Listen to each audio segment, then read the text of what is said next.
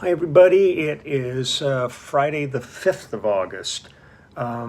Today is our last day at the City Winery in Philadelphia with Lyle Lovett.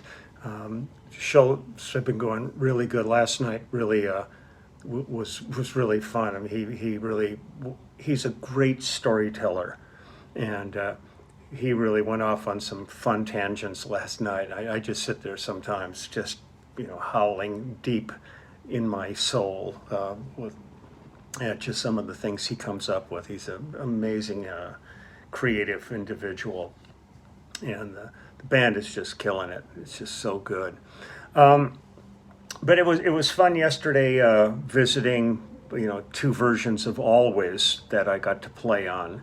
B. Leonard Cohen and Phil Collins, and I thought, yeah, there's more of that stuff. And I dug up where I had recorded in 1972 with Jackson Browne on his first album, Jackson Browne, or Saturate Before Using. Nobody ever really knows what to call that album, but it's really Jackson Browne. When we recorded Dr. My Eyes on that album, and it's myself and Russ Kunkel and Jesse Ed Davis, and Jackson played piano on it and then put guitar on it. When we cut the original track, Russ played congas and then overdubbed his drums afterwards, and we have David Crosby and Graham Nash doing harmony vocals on it. And it was engineered by Richard Sanford Orshoff. And then I dug around and I remembered that I had cut Dr. My Eyes with Wilson Phillips I got it written down here, in 2004 on their album called California. And again, it's me and Russ. Russ is playing drums on it, with David Rolfe, Dean Parks, and Rob Bonfiglio on guitar, Roger Manning on electric piano, John Gilliton on organ, Peter Asher on percussion, and David Campbell did the orchestration, conducting, and all that. And the lead vocalist on this was Wendy. So I'm going to play the two of these. I mean, there are many years from 72 to 2004 is the difference, but the funny part is just having Russ and I being the core rhythm section for both of these records. So I'm going to play Jackson's first, which is, to me, still one of my favorite records I've ever worked on. I love Jackson. There's just one of the greatest writers and artists and people I've ever known in this business, and he's still out there just killing it every day. I mean, he's so good, and I love being involved with him. And actually, we did a new version of Dr. My Eyes it's a fundraising project. I cannot remember. I keep forgetting what it's called, but it's where they get artists from all over the world to contribute parts to the song, and then it'll be released.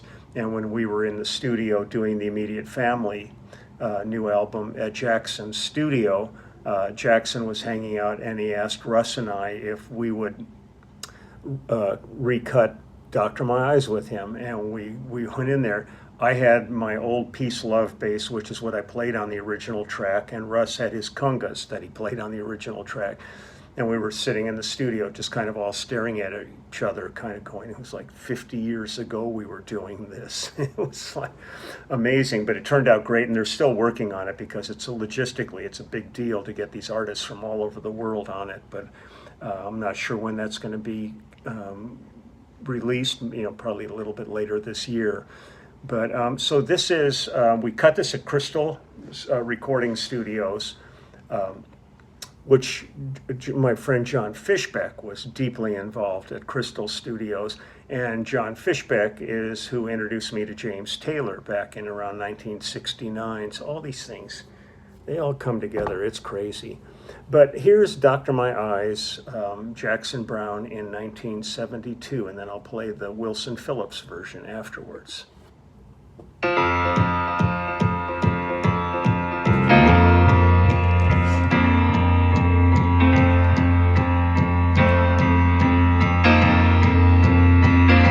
Doctor, my eyes have seen the years and the slow parade of fears without crying. Now I want to understand. I have done all that I could to see the evil and the good without hiding. You must help me if you can. Doctor, my eyes, tell me what is wrong, 'cause I am wise to leave them open for so long.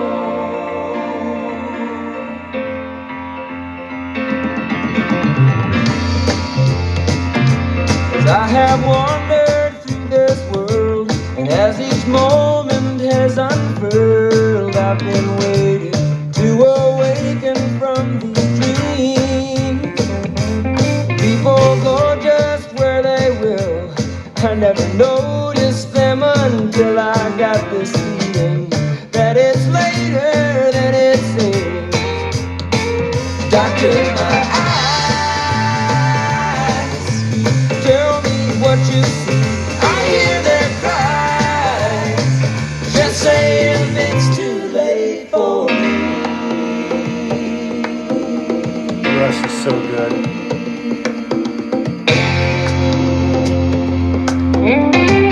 Jesse Ed Davis.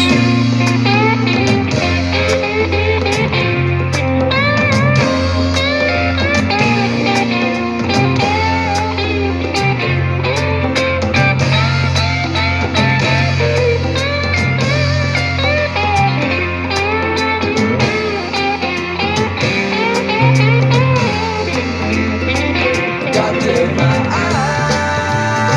eyes cannot see the sky.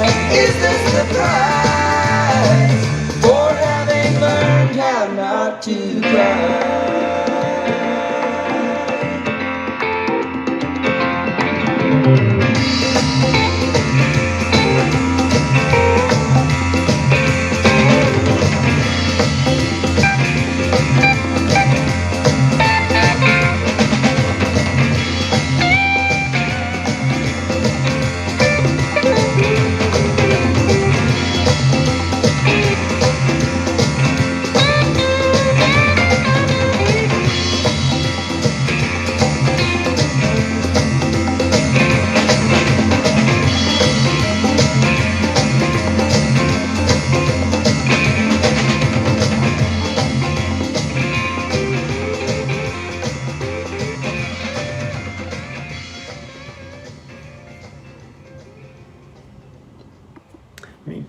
We had nothing written out. Jackson just kind of started playing the song at the piano, and Russ jumped on the congas, and I just started working on a bass part for it. And it was an incredible experience to make that record with him. We were all so young and fresh at this that it was just, oh, somebody's knocking on my door. Hold on. Yes? We're checking out at, I think, 2 o'clock.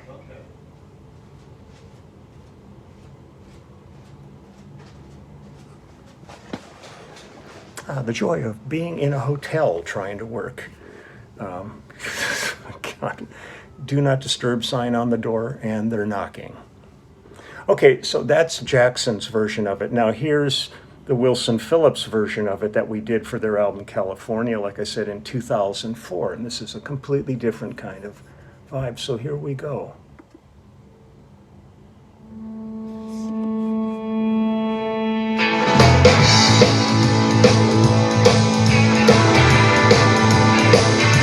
Doctor, my eyes have seen the years and a slow parade of tears without crying.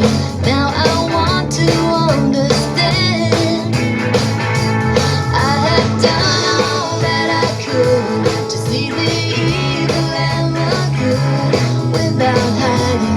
You must help me if you can. Doctor, my eyes, tell me what is wrong. Was I unwise to leave them open for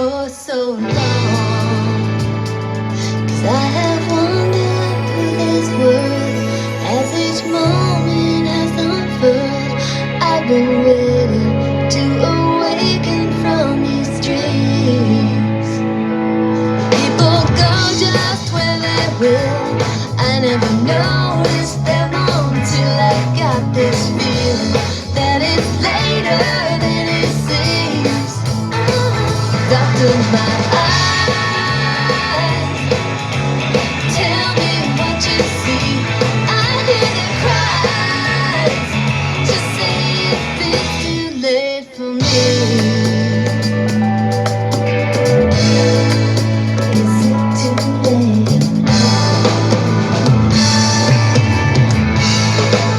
Is it too late for me?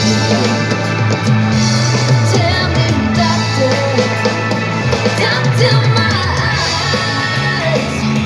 No, cannot see the sky. Is this a prize for having learned how not to cry? I'm saying, doctor, doctor, my eyes. Yeah, yeah. Doctor, doctor, my eyes. Doctor, my eyes. Doctor, doctor, my eyes.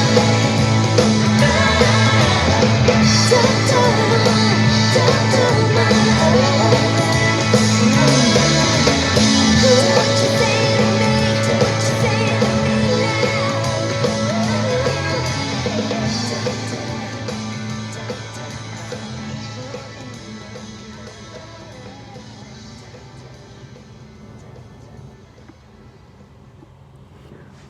Not as dramatically different as always was yesterday, but just different approaches to things, and it's a trip when you show up at a session and they want to do a song that you played on the original, and you're sort of thinking you're honoring the original, but also making it right for this artist.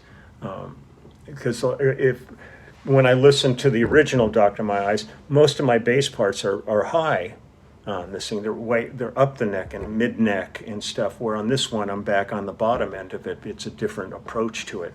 But hearing Russ back there on the congas on it, just throwing those on, it's pretty great. I just always enjoy this. And I did 2 other projects, but I can't find them where we actually did Dr. My Eyes also. But there's been a number of projects where they'll suddenly go, oh, we're going to do a James Taylor song on this. And then you start to do it and you go, yeah, I was on the original. I mean, another one that I might throw out there is James's Hey Mister, That's Me up on the jukebox.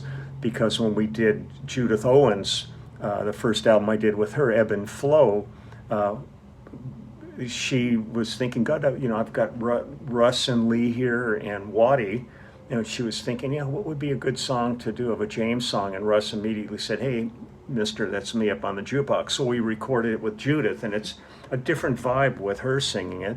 And our arrangement was completely different from our performance. So maybe I'll do that one too. As I find these, I find it just interesting to different approaches to songs. But a good song can be done in many, many ways. One of the artists I worked with many years ago was a singer named Turley Richards, and we did Sweet Baby James, but James Taylor did it in 3/4 and Turley did it in 4/4, and it's like a completely different vibe to the song, but it tells the story so beautifully. So there's all that stuff. I've got to pack and get ready to get out. We are going to be checking out of the hotel soon and heading over to the gig. And then after the gig tonight, we head off to wherever tomorrow's show is. I think tomorrow we're back with Chris Isaac again and his band. So it'll be nice to see those guys. And wherever we end up tomorrow, I will film it and check it all out. But I never look at the itinerary. We always would refer to our tour books as the Book of Lies. You never know what's going to happen in those. But I haven't looked at it at all. I just figure I'm told what time to be on the bus, and I go, and then I'm surprised when I get off the bus. But we're working our way up the coast. here on the East Coast, and then we're going to head south again and through Atlanta and Nashville and down into Texas. So we've still got about 3 more. What is today? The 5th, and our last show is the 28th. So we've got about 3 weeks of the tour left to go. So I wish everybody all the very best. Be really careful out there. We're still dealing seriously with COVID, and now they're getting really concerned about this monkeypox. And the sad thing about that is, you say monkeypox, and it sounds like it's kind of silly. What a silly name for something. But I've seen pictures. There's a picture on the news of a woman who had it, and man, it is nothing to be trifled with. Her face was covered with sores. It's not like COVID, where you don't feel good. This is really visible. Yeah, it's bad. So we're keeping our eyes peeled for this, and we're still practicing distancing and masking and all that, because we don't want anything to screw up the rest of the tour. Or everybody's healthy and focused, and it's too easy to backslide. So, and I'm going to thank all the people again who work with the public, work in healthcare, that have to deal with this stuff on a daily basis and put themselves in harm's way. Thank you for all you do. And I'm going to get running, and I will be back tomorrow with a little tour and maybe some music. We'll see what I can come up with. And Russ still wants to get together and do a breakdown of his drum kit and everything he does. And Lyle's got something he would like to do too. So I've got things to do over the next few days to put up here for you. So take good care, and I will see you later. I'm off to work. Bye-bye.